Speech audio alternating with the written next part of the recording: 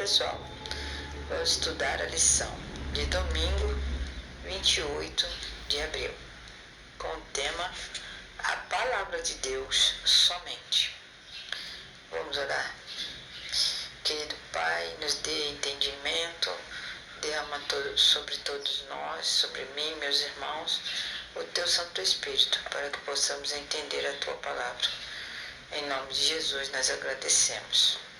Amém. Lição de domingo, a Palavra de Deus somente. Qual foi a atitude de Davi em relação às Escrituras? Essa é uma pergunta que nós vamos responder da nossa lição. E como isso também impactou os reformadores e vai impactar todos nós hoje em dia. Vamos ler Salmo 119, verso 103, 104, 147 e 162. Muito bem. Salmo 119, 103 e 104. Como são doces para o meu paladar as tuas palavras, mais que o mel para minha boca. Ganho entendimento por meio dos teus preceitos, por isso odeio todo o caminho da falsidade. Verso 147. Antes do amanhecer me levanto e suplico o teu socorro. Na tua palavra depositei a minha esperança. Verso 162. Eu me regozijo na tua promessa como alguém que encontra grandes despojos. Então, por essa leitura que nós fizemos, Davi realmente ele sentia muito prazer, muita alegria na palavra de Deus, né? E ele se apegava à palavra de Deus. Assim também, os reformadores eles tiveram grande prazer nas descobertas que eles fizeram quando eles começaram a seguir a palavra de Deus com tudo que eles descobriram que estava encoberto pelo sistema de Roma papal naquela época. Lembre-se que os reformadores viveram na Idade Média. Então todos nós hoje também devemos descobrir esse conhecimento da palavra de Deus para termos uma vida transformada. Não adianta a gente aceitar Jesus e falar, Deus me ama, me aceita do jeito que eu sou, se não houver uma transformação do nosso caráter semelhante ao caráter de Cristo. A Bíblia foi a base da fé dos reformadores e a essência de seus ensinos. Eles entendiam que lidavam com a inspirada palavra de Deus, a qual vive e é permanente.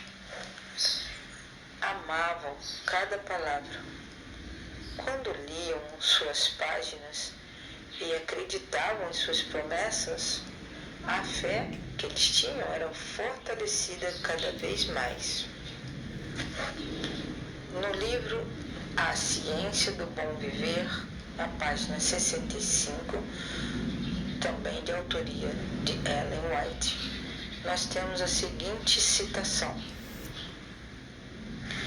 o mesmo se dá quanto a todas as promessas da palavra de Deus.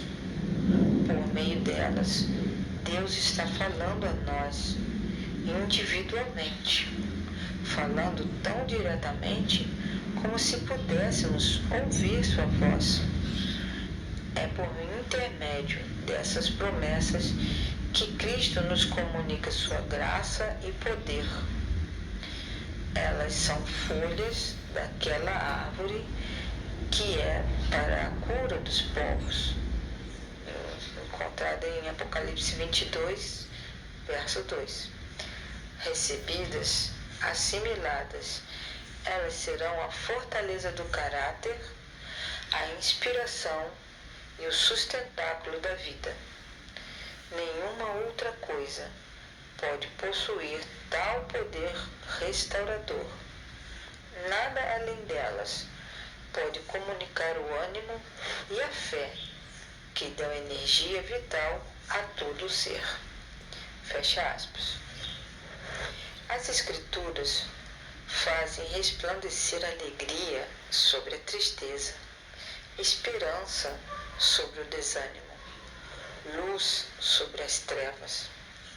Elas dão direção em momentos confusos, certeza na perplexidade, força na fraqueza e sabedoria na ignorância.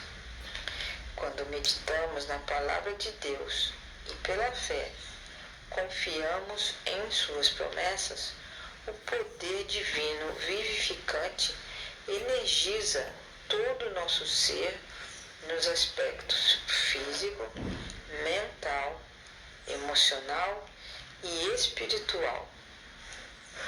Os reformadores encheram as suas mentes com as Escrituras, viveram pela palavra e muitos até morreram por ela. Não eram cristãos casuais, complacentes nem descuidados. Sabiam que sem o poder da palavra não resistiriam ao mal. Então, o poder que a palavra de Deus tem na nossa vida se torna como se fosse um escudo contra as más influências desse mundo. E a palavra de Deus nos dá poder para também nós sermos transformados dia a dia. E o nosso caráter vai ser mais semelhante ao de Cristo. E é isso que Deus espera de nós.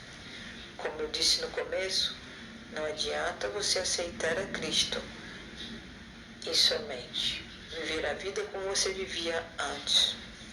Essa é uma heresia que também está sendo ensinada em muitas igrejas hoje. Deus te aceita como você é, ponto. Até aí é verdade.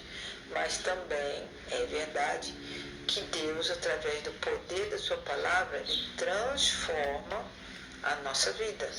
E nós, através desse poder, agora fortalecido na palavra de Deus, nós vamos evitar os pecados, parar de pecar, deixar essa vida que a gente tinha antes e deixar que Deus, o Espírito Santo, faça uma obra também de reforma no nosso coração, uma obra de conversão.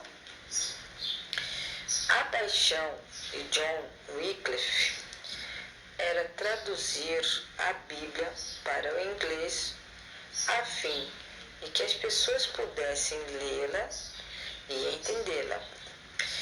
Visto que isso era ilegal, ele foi julgado e condenado como herege, e ele foi sentenciado à morte. Vocês podem pensar numa coisa tão absurda quanto essa, de traduzir a Bíblia para uma outra língua? Isso é um crime que leva a pessoa à morte? Pois é, assim era o pensamento de Roma papal na Idade Média.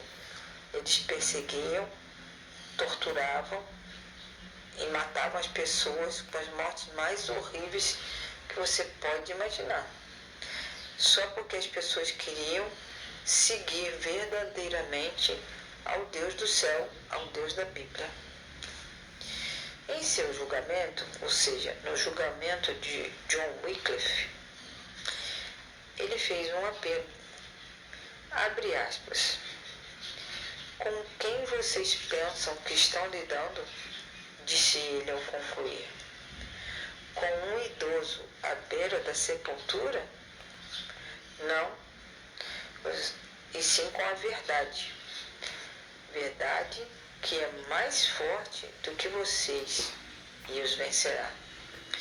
Essa citação está no livro Grande Conflito, na página 76. As últimas palavras de Wycliffe se cumpriram quando a luz da verdade divina dissipou as trevas da Idade Média. Ou seja, trevas, já falei para vocês, foi um período que faltou o conhecimento de Deus. As pessoas não tinham acesso à palavra de Deus. Só quem tinha acesso à palavra de Deus para ensinar como eles queriam eram as pessoas que faziam parte do sistema religioso de Roma Papal. Hoje, nós temos que dar graças a Deus porque nós temos a Bíblia à nossa disposição e temos pessoas bondosas que têm vontade de ensinar, ok? Então, vamos usar a palavra de Deus somente para quê? Para reformar a nossa vida e confiar no poder de Deus para que em toda e qualquer dificuldade a gente encontre fé, né? Fortaleça a nossa fé e encontre em Deus forças contra todas as dificuldades. Até a próxima lição.